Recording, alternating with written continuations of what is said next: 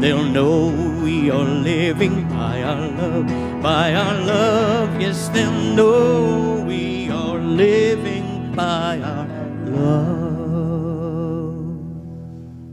Oh, beautiful, beautiful. And for this last Sunday of March, it's been a journey. It's been a long March. Within our Lenten season, and also we're still in this season of peace and non-resistance. This Gandhi, Martin Luther King, wonderful. These precepts are guiding us as we open up to ultimately Easter is our knowing we are one with our Christ consciousness. It's good stuff. It is good stuff. Perfect time for a perfect reminder. And we are continuing to use this wonderful pamphlet that's called Fasting and Feasting 2020, Unity's publication for this Lenten season. I think it'll be good any time of the year. Yes. And Linda Gillespie came up with a great idea of putting a box in the patio on one of the tables that will fill with these booklets and pamphlets and things that people can just come by the church, go into the patio, and look in, and you can pick up something. So today's talk is that's all there is. And that's the truth. That's right. And so we're going to start off from the reading from today, which is titled The Allness of God by Reverend Eric Butterworth. The key to understanding prayer is allness. I use it interchangeably with the word God. So often when we use the word God, we think out, we think up, we think something separate. As long as we think something separate, we've created a separation that exists only within us and otherwise does not exist. Prayer can only be effective when we think oneness. So instead of thinking of God, I think allness. Allness means totality. It's not out there somewhere. It's the whole of things. All life is present. There is allness, the whole of present. All life, all is present. I skipped over a line. All wisdom, all present, all substance is present. All guidance is present. All love is present. We live and move and have our being in this allness, which is present, not absent. Beautiful. And this is great wisdom from Eric Butterworth, who is a minister, a former minister. He's now no longer walking on the planet, but he's wonderful books. And this wisdom is happening right now as we're facing what the world is happening. And we have this video to share with you.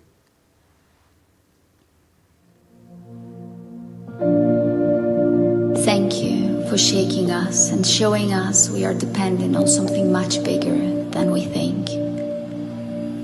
Thank you for making us appreciate the luxury we lived in, abundance of products, freedom, health, and realizing we were taking it for granted. Thank you for stopping us to make us see how lost we were in the busyness, not having time for the most basic things. Thank you for allowing us to put aside all our problems we thought were so important and showing us what is actually important. Thank you for stopping the transport. The earth was begging us to look at the pollution for a very long time. We didn't listen. Thank you for all the fear. It has been a global disease for years, but not many of us wanted to face it. And now we have to face it and learn how to embrace it with love and with the support of our community. Thank you for this reevaluation of our lives. Thank you as we finally understand what it means that we are all connected. Thank you for the unity between all of us. We knew the world has to change. Thank you for helping us to undermine everything and giving us a chance to build the world from the very beginning. This virus is part of us. It's between us, in us. It connected us all, either physically or energetically. Gratitude supports the immune system, but also lets us see things from many perspectives. And it's up to us which perspective we will choose, but best is to be aware of all of them.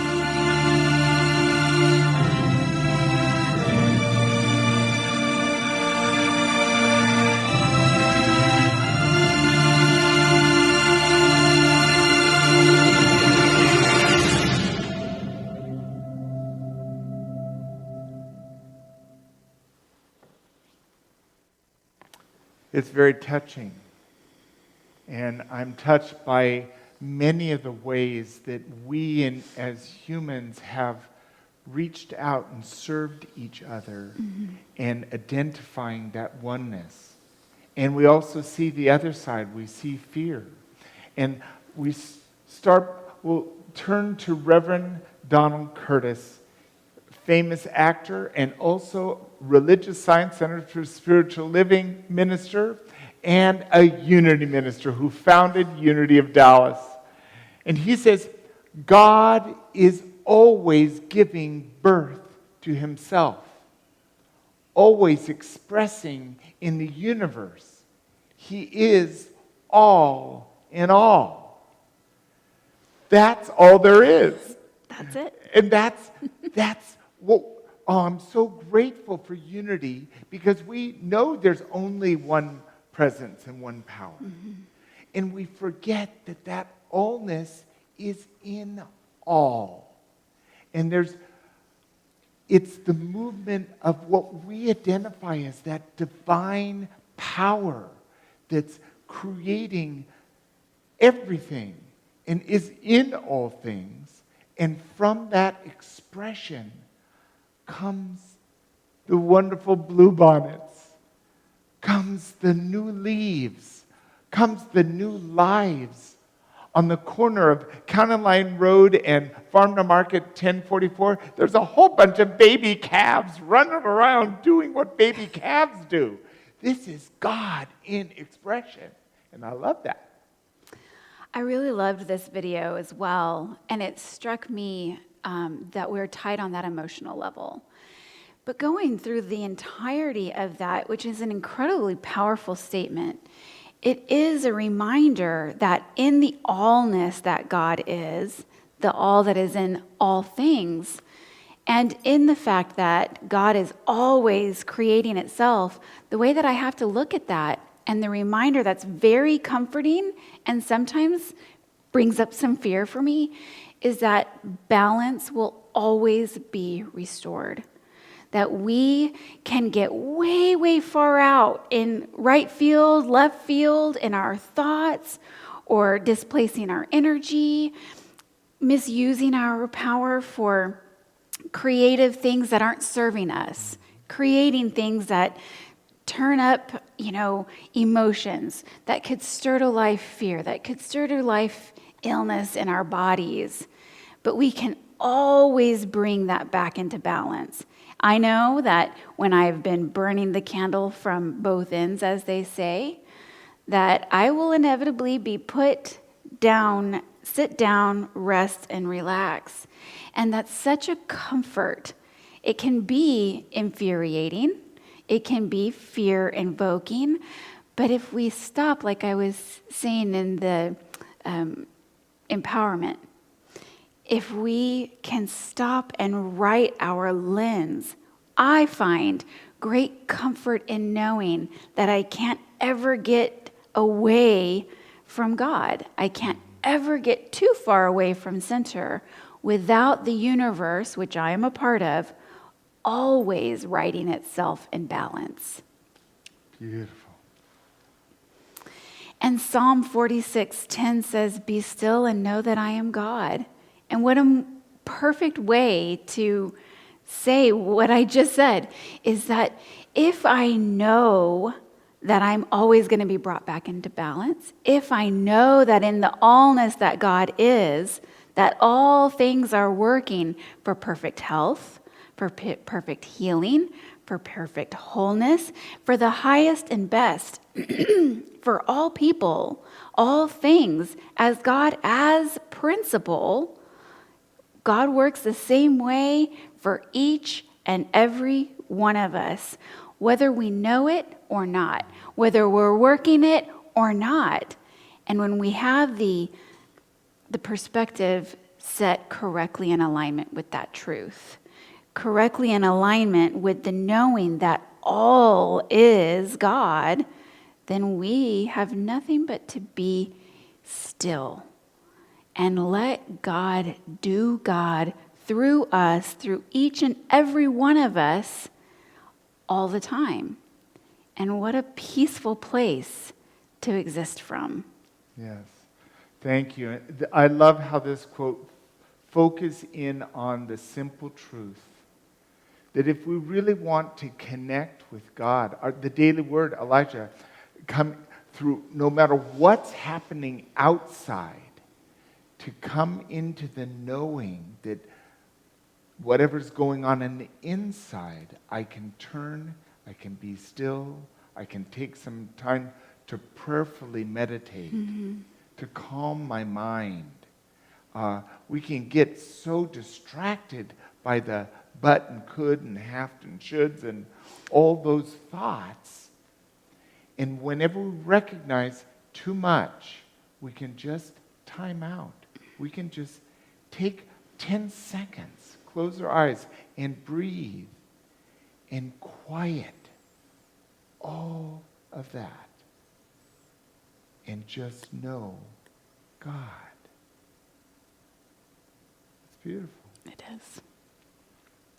And back to the wisdom of Eric Butterworth, God does not come in, for he never went out. God is not only in all, God is all. We're kind of focusing in on this very important aspect of oneness. And as part of our growing through our whatever we've decided to do this Lenten season, certainly we're fasting from having social interaction. We're certainly fasting from just having everything we need always and going anywhere we want and seeing anyone we want to see. But what we're also need to focus in on is knowing that no matter what, God is present. And in that present, it is a gift. The gift of God in presence. And it's because God is all. And there's no lack in God. Mm-hmm. There's no judgment in God. There's nothing from God except unconditional love for wherever we are. And all we need to do is stop and connect with it. And there's no mistake. I love the live oaks. I promise I feel fine, but we are in the process of wildflower season and live oaks in Central Texas. It's good stuff. There's no mistake with God.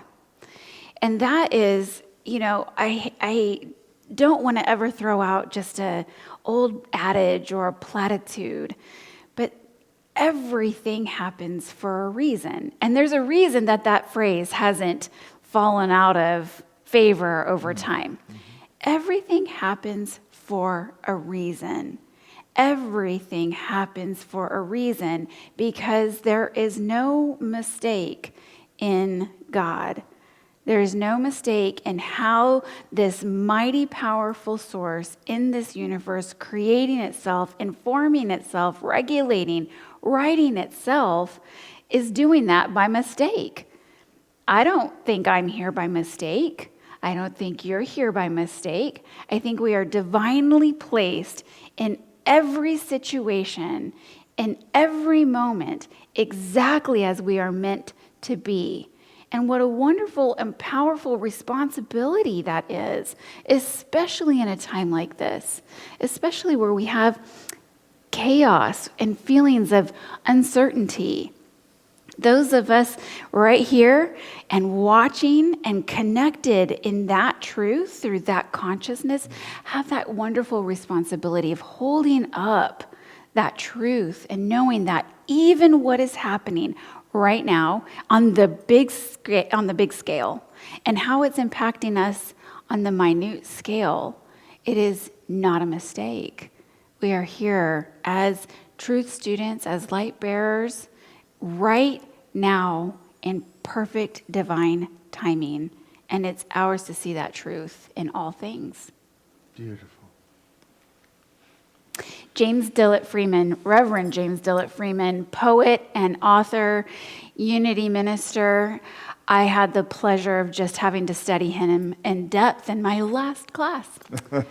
And he says that God is as much in the darkness as in the light, as much as in shame as in glory, as much as in the ugly as in the beautiful, as much in the ramblings of the demented as in the inspired speech of a poet, as much in the absurd as in the rational.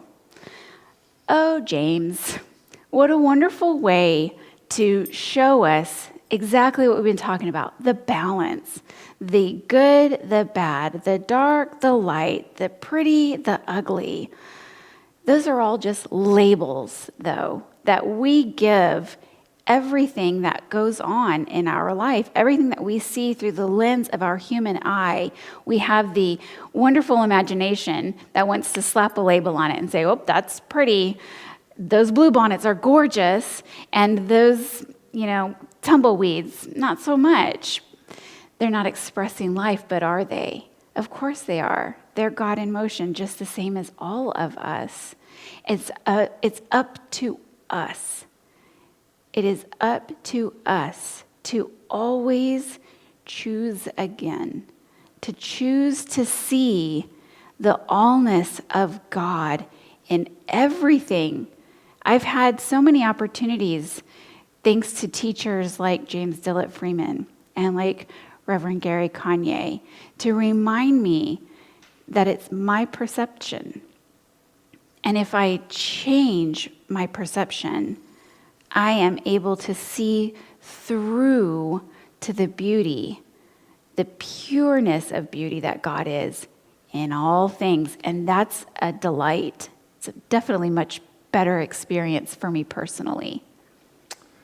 Yes, and I love how James Dillett Freeman brings to light that even in my darkest moments, even when I'm angry or frustrated or confused or overwhelmed, God's right there in every element of that. And so even in my challenge, I am one with God.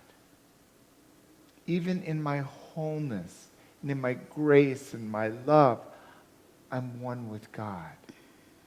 And when we can accept that God is everywhere present in all the outworkings of our lives, or as the script or the daily word said today, how those the earthquake and the fires are within. When they're within us, God is within the earthquake. God is within the fire. And it's always that light that will guide us to what we need to do. What would be our highest good. It's only when we ignore God and go with our monkey mind, thinking, oh, I should do that, or that's an expectation, or this is, but I'm so afraid. When I'm so afraid, that's the time to go, but I know God's with me in my fear. And then knowing that there's no absence of God, I can truly know that's all there is. And that's good to know. It is. We look at co-founder Charles Fillmore, whose wisdom continues to guide us in the unity movement.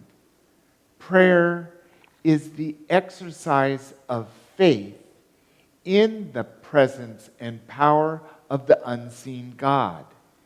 Supplication, faith, meditation, silence, concentration are mental attitudes that enter into and form part of prayer. I love that because we don't ever have just meditation or just silence or just supplication or concentration.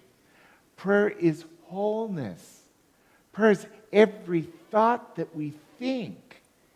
And those aspects are just part of the prayer experience. Because in truth, it's all God, but it's all part of God. And what we want in our prayer experience is wholeness. One with all that is. And therein lies our strength. Therein lies our healing. Therein lies our countenance, the grace that comforts us through the hardship. And it's also the wholeness that brings us to the great goodness in our lives. And so prayer is the key to knowing we're one with God. What a great time for this wisdom from Charles Fillmore being in our Lenten season. You know, when we started this season, we had probably not many of us heard of the coronavirus. And what we were talking about was how we could deepen our practice in our communion with God, in deepening our time in prayer and in meditation. And we started the nonviolent communication and no complaint bracelet practice so that we were mindful of our thoughts and mindful of the words that fell out of our mouth as a result of our thoughts. And I just am amazed at the many forms of prayer and meditation that have shown up in these last few weeks in the United States, in our community, but across the globe as well. And every time we call a friend, or every time we do an expression of a creative form, that might be baking or drawing or writing, any of those number of things, they're opportunities. They are prayer. Every thought we have is a prayer. Every expression we create is a prayer. And every time we breathe and wonder what might be next, what is ours to do, that is meditation. And that might come in forms of a walk. It might come in form of watercolor painting. It might come in forms of brushing your dog. But I know for me, and I think this would hold true for our community, we have had ample opportunity to become aware of the multiple ways in which we pray and the multiple ways in which we meditate, and how each and every one of those experiences bring us to an immediate connection to the divine. And the more we practice that, the stronger we build that spiritual muscle, the easier it is to stay in alignment with truth and see the goodness and the allness that God is in everything. Beautiful. And Charles went on to say, God is our Father, Mother, the one inspiration of all that we do and all that we are. The great creator, the balancer, the expression of everything good, one presence, one power, God the good, expressing in us, as us, and showing up for us in all things. Even, as you said, Gary, and James Dillett Freeman articulated, even when we are uncertain, maybe especially when we are uncertain. We don't know what's happening under the soil when we plant a seed. All of the energy that it's taken to create the next version of itself, coming into divine potential, developing food to nourish us. So I'm inspired by this. God is the Father, Mother, the one inspiration of all that we do and all that we are. I cannot wait to see the potential of all that we are as a product of this particular time in our experience. I think that this COVID-19 experience is come forth at this time to have us really know ourselves deeply and know what our truth is. I love that the teaching of unity is that each of us is a truth student and must come to our own understanding.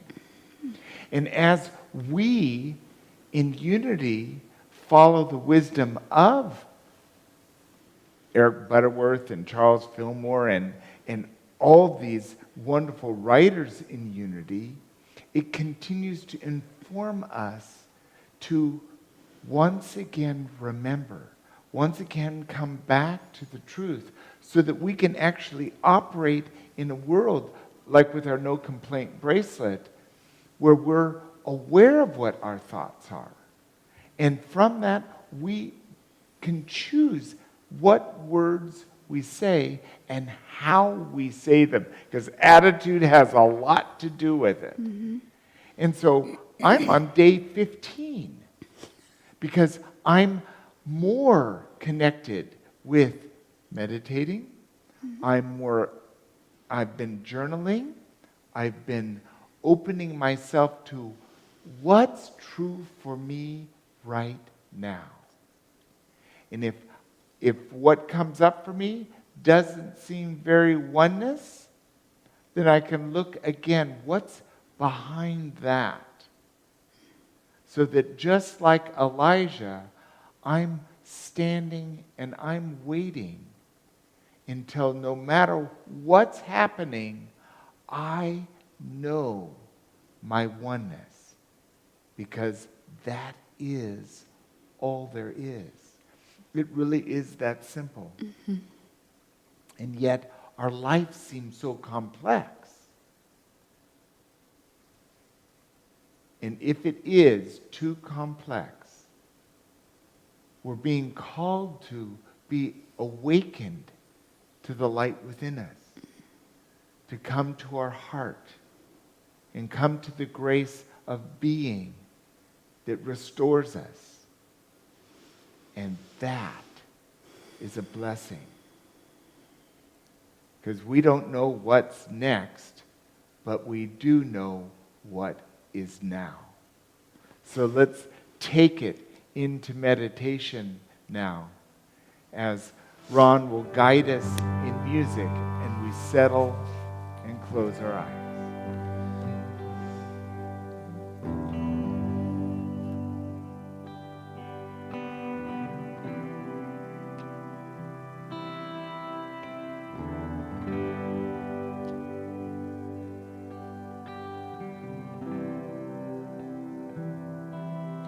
Go with it. to the one inside. Go within. Let it be your guide. Go within. Touch the truth. Go within. Know it's you. Oh,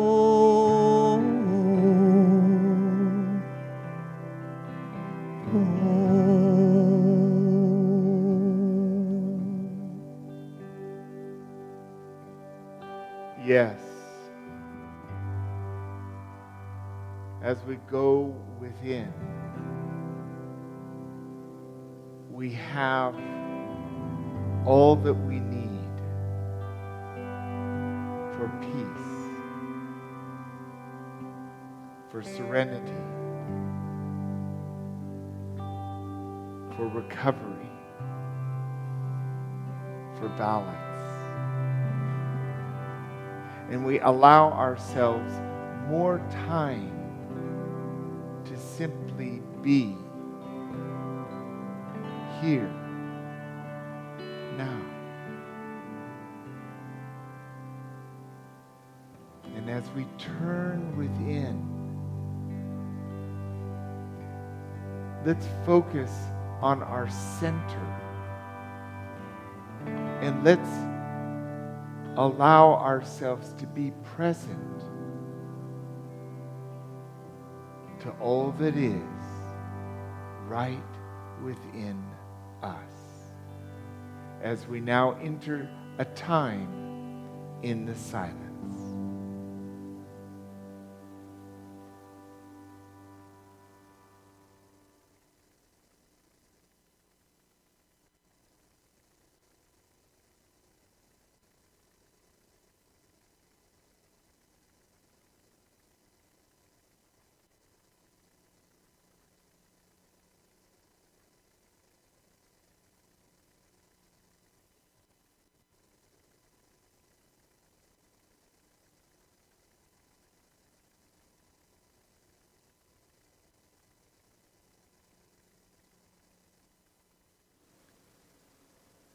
We are so grateful for ever-increasing awareness of the divine within our center.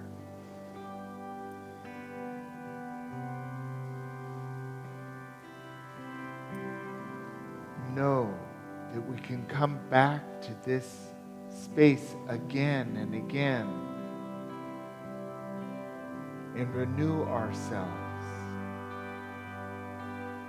and to really establish balance in our center. And then we find that as we're living in the world, we have more patience. We have less doubt. We're open. We're courageous, and we're willing. And this is life. It's such a blessing. So as we awaken ourselves from this meditation, become fully aware of wherever we are. We might wiggle our fingers or wiggle our toes or roll our head or shoulders. And when we're ready, we open our eyes and we accept the goodness that is present. And then we have an affirmation that goes with our talk today. Let's say this out loud together. God is my all, and we are one. What a blessing. Step out on the water, release your faith. Every step is stronger. Step out. on the water.